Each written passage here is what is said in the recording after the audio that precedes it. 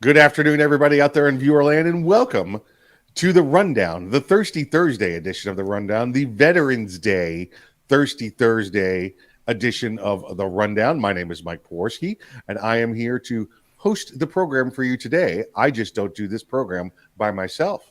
No, you do not, sir. My name is Craig DeLuz, and I'm coming at you from the left coast behind the Iron Curtain, otherwise known as the Sierras in California.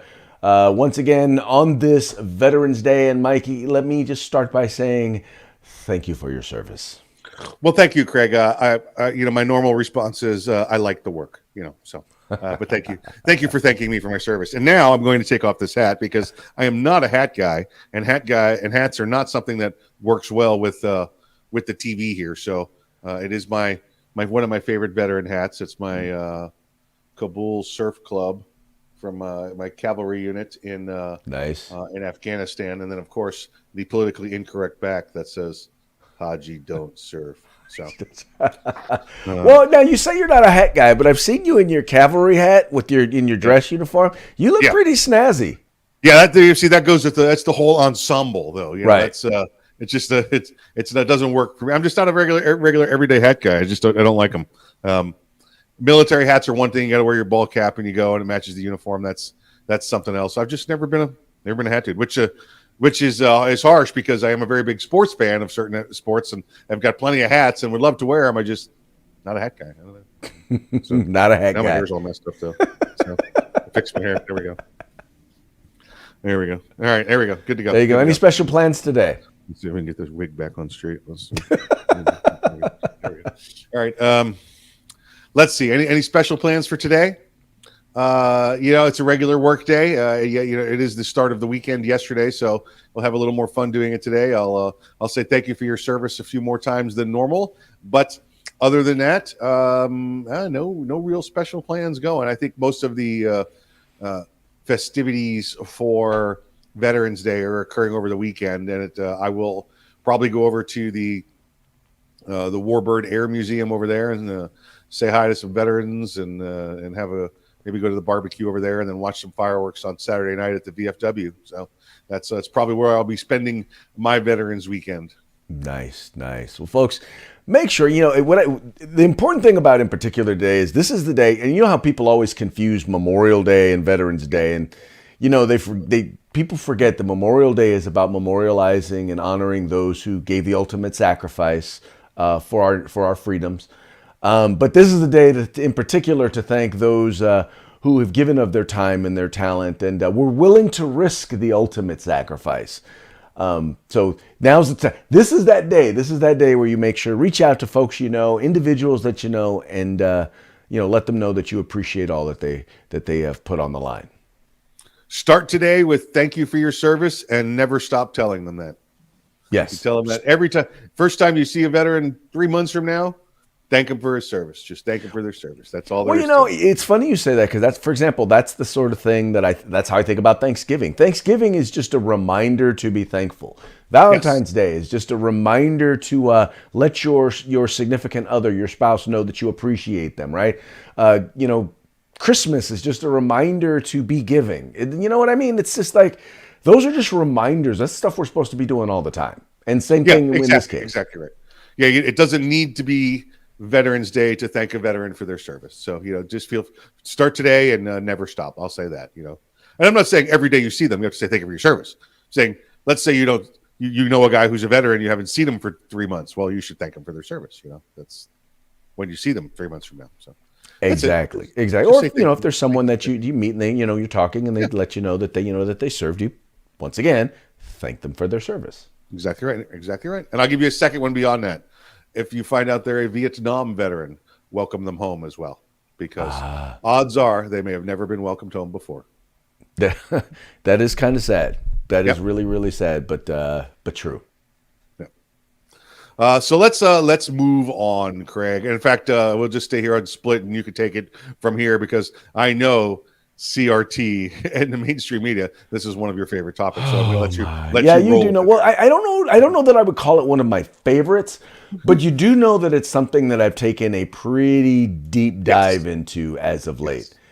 And it's very, very frustrating because, we all watch the mainstream media, right? And we all hear them talk about critical race theory. And when they talk about it, they almost always invariably lie about it. They say, well, we're not teaching critical race theory in schools, and it's teaching history, and it's just diversity training. Why don't people want diversity training? Well, there was a study that was recently done, and in this particular study, they pretty much discovered that when you look at mainstream media coverage, that they flat out ignored many of the bedrock assumptions of critical race theory. And this was a study that was done by the American Enterprise Institute. And they, like I said, they covered and they analyzed the treatment of critical race theory in 91 articles across seven different publications. And what they found was that, well, things like at the heart of it, which was basically that, first of all, it is an activist theory, right?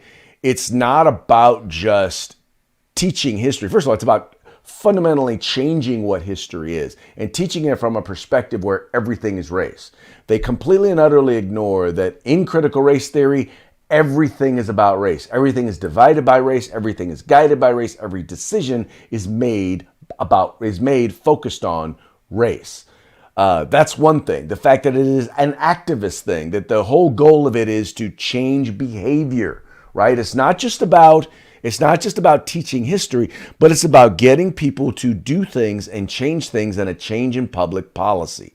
Those are just two of the things, Mike, that that most media fundamentally ignore about critical race theory. And, oh, by the way, it is vague and broad enough, and the fact that it's always being redefined is how people get away with saying, oh, well, they're not teaching critical race theory in schools. But that's like saying that, well, I'm not teaching, cooking in schools, right? Right. But I'm telling people how to make quiche. Yeah. We're not going to cook, but here's the recipe, right? Right. Yeah. You just hit the nail right on the head. There you go. I like that. You took my analogy and you made it even better. Is that cultural appropriation, though, by the way, since you used my analogy? Well, I really think we should talk about you using quiche as the example. I'm having a problem with that. I think why? Because I hate quiche. That's why. That's the California in you. It's the oh, I need a food in California. Quiche. What? You couldn't go with street tacos. You couldn't go with something else. Street tacos. Couldn't pick something a little more Spanish over there in California. So, went with quiche. Although that'll go good with our little story later on about Kamala. So there you go. There you go. So what are your thoughts on this idea, on this issue? On the critical race theory? Critical race theory in mainstream media. Oh, the mainstream. Well, listen, they continue to lie. And I think it's not just the lying about the critical race theory. It's lying in general, right? There's no one to hold them accountable for this. I really think, and I said this during the last administration because they went so far that when they start spreading known falsehoods, not true, that because of their influence over people's lives and what they believe, that we should be looking at charging them with treason or sedition when it comes to making comments about the government and government operations. There's really no other way to stop them. We're independent. We have First Amendment. Yeah, you have the ability to get up and speak whatever truths you want, but when you start spreading lies that affect the economy, that affect society in general, then there must be consequences for that. Right. And the thing is that they are being taught now in journalism schools, because, by the way, Marxist theory and Marxism is pretty much running most of our major universities, in particular the Ivy League universities. They're being taught that, you're supposed to be an activist. You're supposed to push an agenda, and they've got an agenda. And critical race theory is part of that agenda. And even though critical race theory is not Marxism, its foundation is in Marxist ideology and theory. No one can deny that, and they will never mention that. They will never talk about that. That's another one of the fundamental things that they absolutely positively will not talk about, and you won't see in mainstream media. Right. Yeah. And by the way, lying is, all you have to do is read Saul Alinsky's Rules for Radicals. Lying is completely and wholly and utterly acceptable in their eyes. Yeah, absolutely. Because The they want ends you to, justify the means. right. They want you to bend to their point of view. And if it includes lies, then that's all right. Because That'd like you be all just right said, with them. the ends justify the means. So, Greg, we talked about Citigroup. I think we talked about Citigroup, Capital One, and Bank of America, if I recall. I think those were the group of them that we spoke of a few weeks ago in Texas. Well, Yes. there's an update from Citigroup. Yes. Oh, let me go. Yeah. So in Texas, they have decided, Texas is too big of a state for them to ignore, for them to not do business with. So Citigroup has decided that, maybe that whole being anti-gun thing and not doing business or not allowing people to do transactions with dealing with firearms or firearms retailers. Yeah, never mind. Never mind. We're going to allow them to do business because we want to do business with the state of Texas. So anyway, it just goes to show that, holding them accountable, holding their feet to the fire does work. And we need to make sure that we're doing it in more instances and in more cases. Whatever state, if you are in a state that is a pro-gun state, you need to be talking to your statewide financial officials and encouraging them to stand up to these banks. Yeah, this is pretty good because right after these came out, Citigroup said, "Oh well, we still want to do business with the state of Texas, and we don't do any of that stuff." And Texas basically went back through very nicely and said, "Yeah, you do. Here's your policies right here, and you do this. And by the way, and here's Johnny from the gun store who you denied." And they went, big gulp.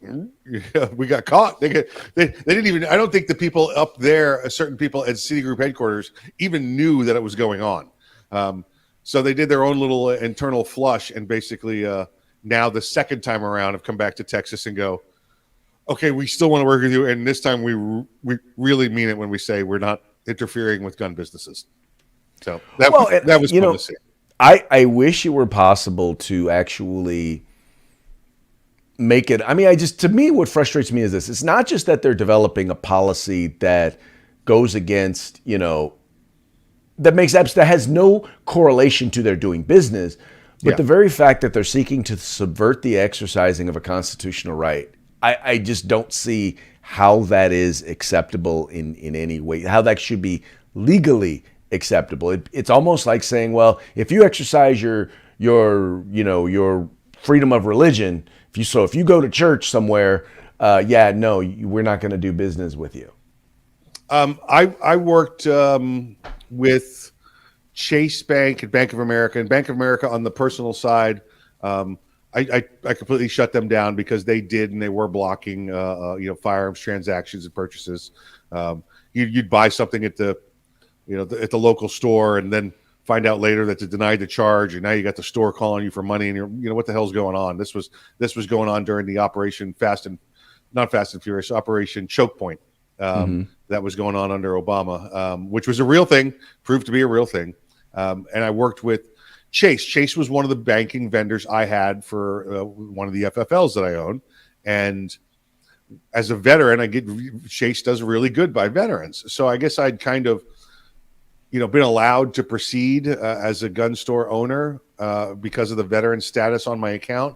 But when I got to where I needed higher level items from Chase, and one thing, and people will understand this, as a business, once you build your business and you build a reputation, you're able to get credit references. All right. So right. I did not need to borrow money from a bank or anything like that. I was moving a large sum of money every year through a Chase bank account. And I went to Chase and said, "Will you give me an evaluation that says my business is worth this much money? That way, when people come to me for a credit reference, if I want to sign on to another account, they say, oh, this guy's business has established credit. We don't need to make him pay as he goes. We can give him 30, 60, 90 days credit." Right. And it was just because we were moving such a large volume of stuff at one point that would have been beneficial for us. Okay, write the check at the end of the month rather than write the check every other day when a product comes in the mail. All right. Um, I got on to, I mean, I got all the way through the Chase system to the number 2 guy in New York City, all the way through. And going back and forth with him, and he's telling me, no, we can't do this because you sell guns online. We don't sell guns online. There's no guns being sold online. Well, we can't because you sell to people under 18. We don't sell to people under 18. I don't know where you're hearing all this. That's all illegal. I would be in jail if I did any of that. And finally got him to admit, listen, you do guns, so we are never going to give. I don't care if you're 100% above board. You're involved with guns. We will never do that kind of business with you. And I told him right then, I said, well, then you call my local branch and have them have a check ready for me because I'm on the way down there to pull it out. Well, we could do, no, done. And that's what these banks have done. And that's what Texas is fighting for. Texas is fighting for those discriminatory acts against people that are exercising either their personal or professional Second Amendment rights. And Texas is doing that for you to make sure this doesn't happen to you.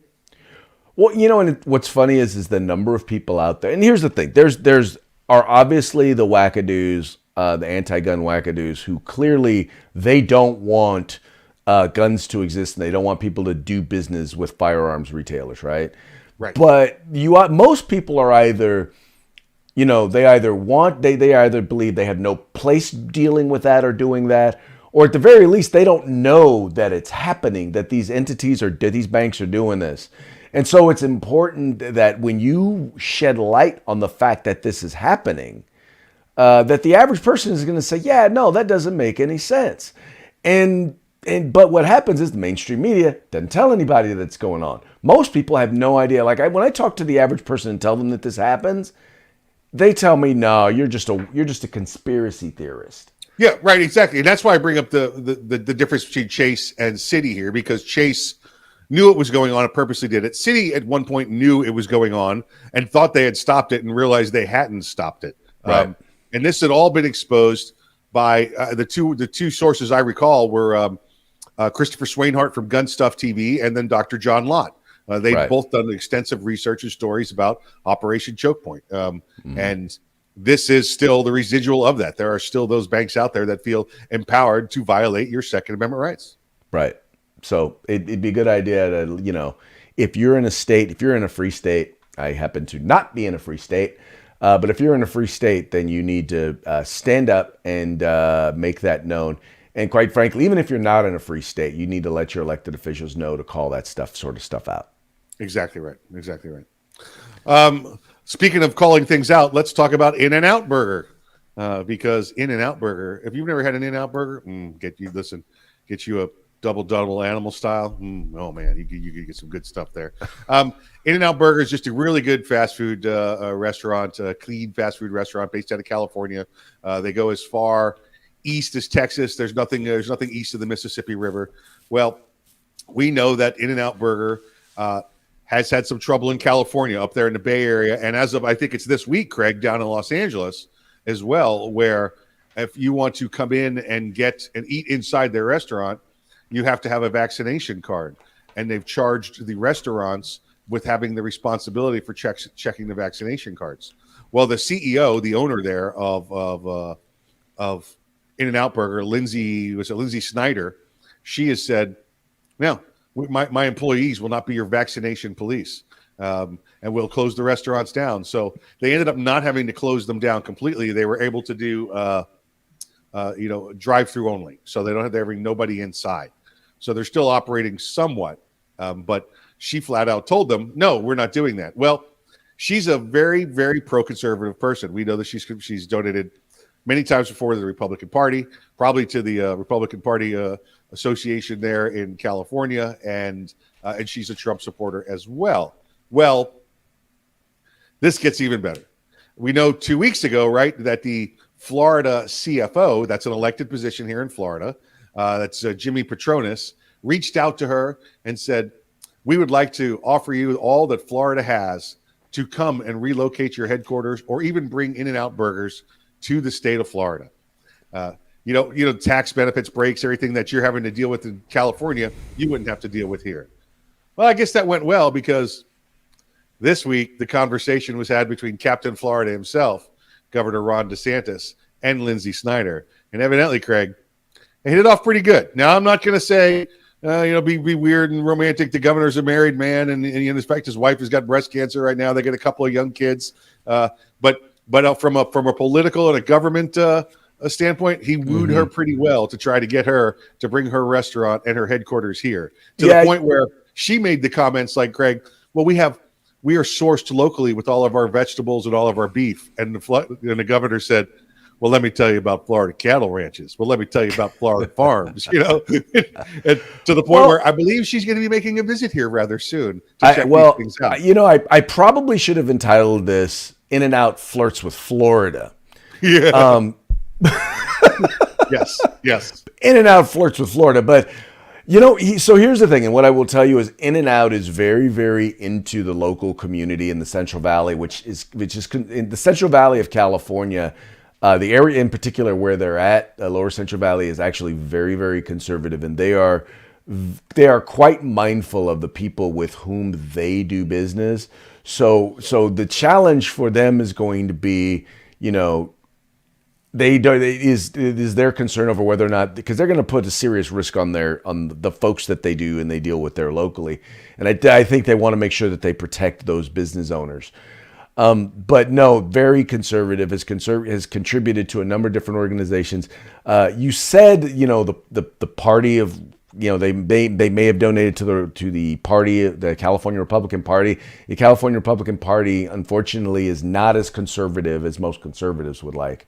In fact, the California Republican Assembly, our motto for our current campaign is join the Republican wing of the Republican Party. There you go. just so just so you know who the folks are. But no, it would really be, I would hate to see them leave California because we need strong conservative businesses and business owners in the state of California to help us to fight back. But I also, at the same time, definitely would not begrudge them going someplace that will definitely benefit them, benefit their business.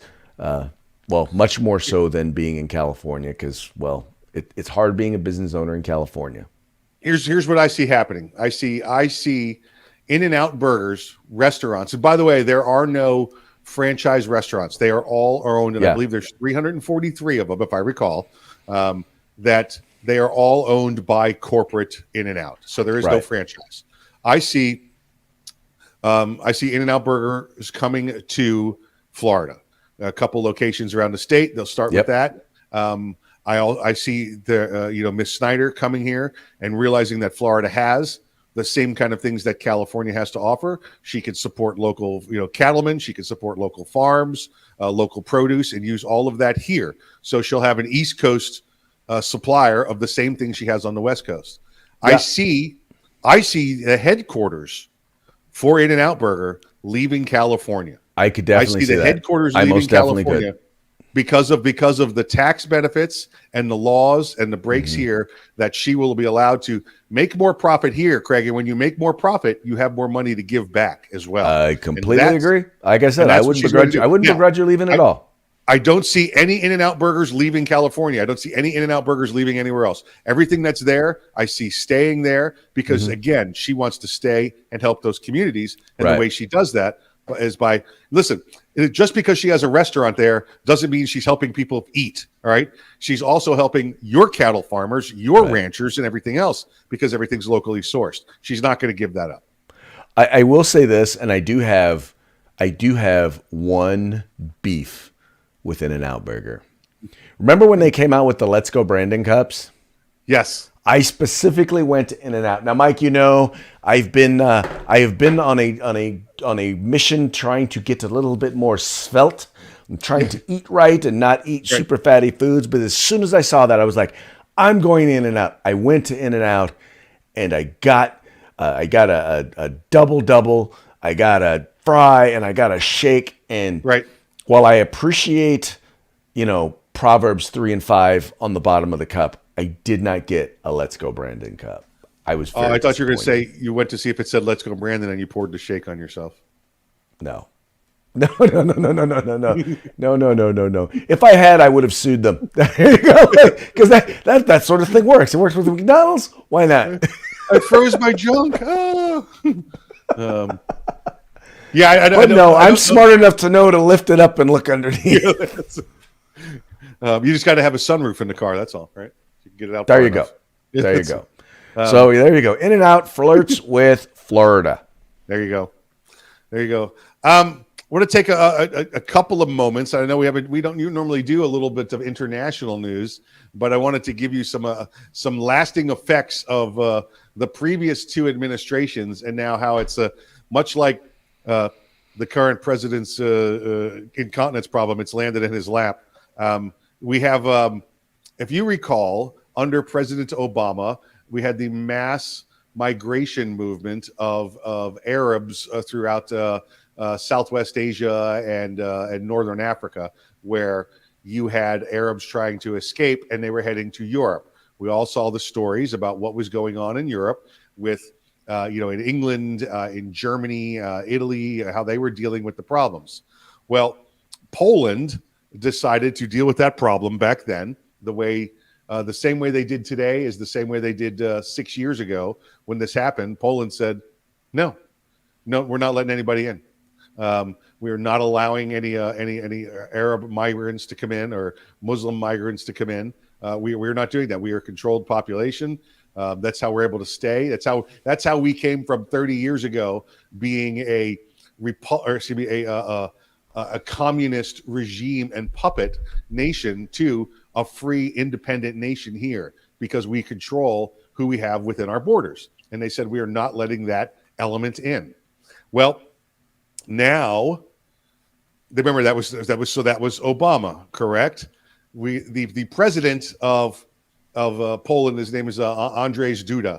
He's a very conservative, pro-conservative person, and was a very good friend. And he's since won re-election. He was a good friend of the Trump administration, so they saw eye to eye. Poland took a lot of heat from the EU back then, Craig, because they weren't letting in these migrants. So just to understand the dynamic, Poland friends with Trump, EU mad at Poland, right? So here we go now, and we're into the Biden administration, and the Russians are helping send these migrants through Belarus, which is a border country to Poland. So there's some 15,000 people amassed at the Polish border in the forest between Belarus and Poland, and the Poles have put their military there and said they're not coming in.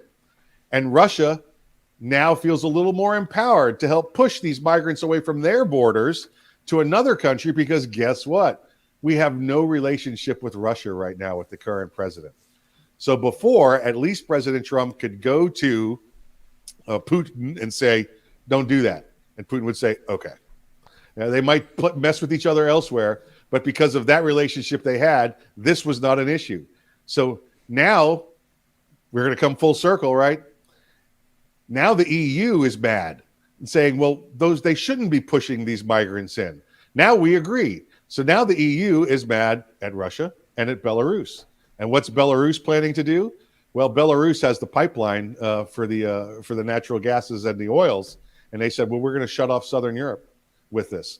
And this is all because we have a president and a vice president that don't understand foreign relations. Remember, Craig, Republicans, strong foreign relations. Democrats, we're going to go around the world and embarrass ourselves. We're going to poop on the Pope. We're going to fart on the Queen. And we're going to try and speak French to the French with a bad French accent. Poop on the Pope. Fart on the Queen. That's the kind of foreign policy we got going on right now. Wow. Well, first of all, we already know former he was National Security Advisor or CIA Director Gates. Yes. Didn't he say that Biden has been wrong on every major foreign policy decision he's ever been a part of?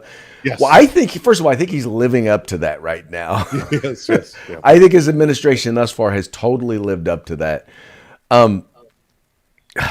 It's kind of sad to see Poland dealing with this, but you knew that one of the problems with the whole EU or the European Union was they wanted to get rid of borders. It was this whole goal once again to kind of push this idea of allowing them to push or allowing some countries to push all of their problems and everything into other countries. You look at even when it came to like COVID, a lot of countries are like, different countries had different lockdown policies, but as soon as you got into one country with the easiest lockdown policies, well, guess what? You were now into every other country in the EU. Yes. Now, there's a couple of countries that have stayed. They're like partial members of the EU.